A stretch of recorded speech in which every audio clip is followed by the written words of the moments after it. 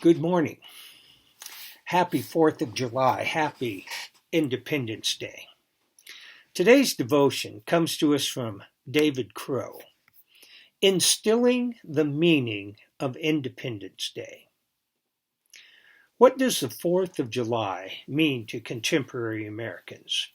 For many, it means a day off from work and little more.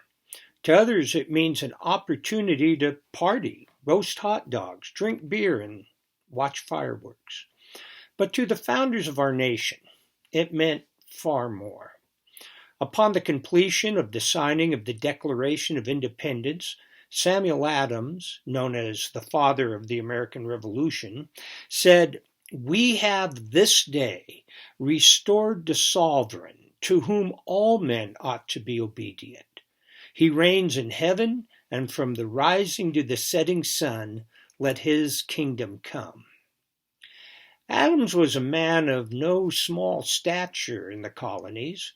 His views are widely known, and he was not a closet Christian. He formed the committees of correspondence that unified the colonists preceding the Revolution, signed the Declaration of Independence, and served as lieutenant governor and later governor of Massachusetts. It was Adams' view that in declaring their independence from Great Britain, the colonists were placing themselves under the only true sovereign, the King of Kings and the Lord of Lords. Adams believed that as God reigns in heaven, it was his desire to further his kingdom in the New World, from the rising to the setting of the sun.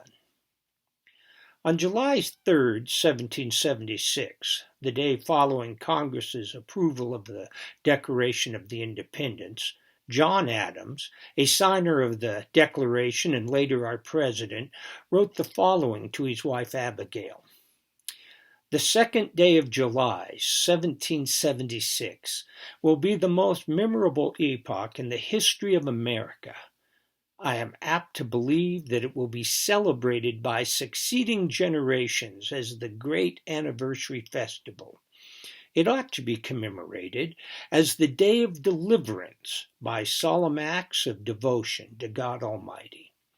To John Adams, it was to be remembered as a day of deliverance from the control and oppression of tyrants, and it should be marked by acts of devotion to the God who delivers.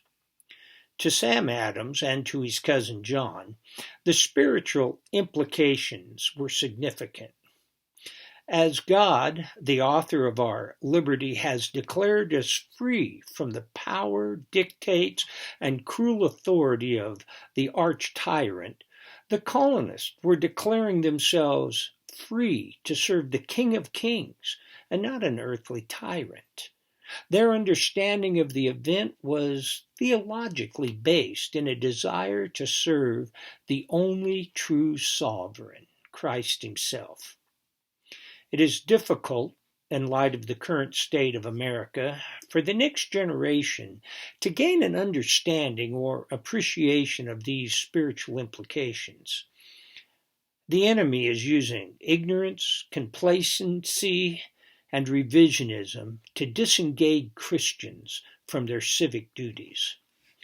While we celebrate independence this 4th of July, remember that the greatness of America is knowing that our liberty comes from him who died for us, and that our freedoms spring from the love of God. Have a blessed, grand, and great 4th of July.